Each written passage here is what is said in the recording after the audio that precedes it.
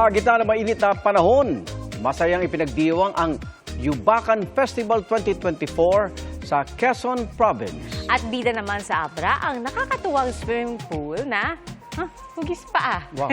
Tara na at makibiyaheng saksi.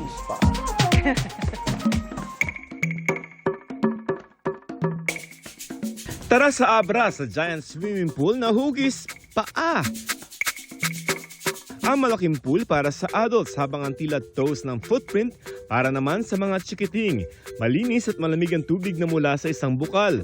At kung ayaw naman mag-swimming, relax to the max sa ilalim ng mga puno o kaya maglaro sa kanilang basketball court.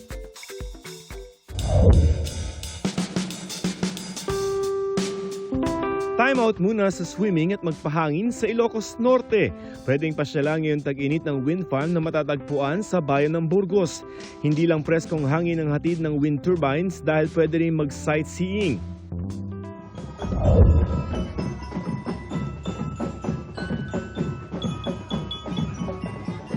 Makulay at masayang pista naman ang sasalubong sa atin sa Quezon Province. Kasing init ng panahon ang pagdiriwang ng mga residente sa Yubakan Festival sa bayan ng Quezon.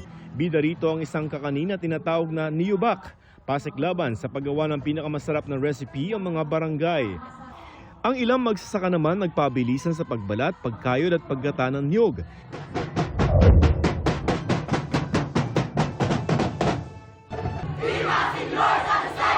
Hindi naman magpapahuli sa makulay na pista ang Tagbilaran City sa Bohol. Pinagdiriwang nila ngayon ang Saulog Tagbilaran Festival 2024 para sa kapistahan ni St. Joseph the Worker. Tampok ang street dance competition at ritual showdown kung saan 15 contingents mula sa iba't ibang barangay ang nagpasiklaban. Para sa GMA Integrated News, ako si Joseph Morong, ang inyong saksi. Mga kapuso, sama-sama tayong maging saksi.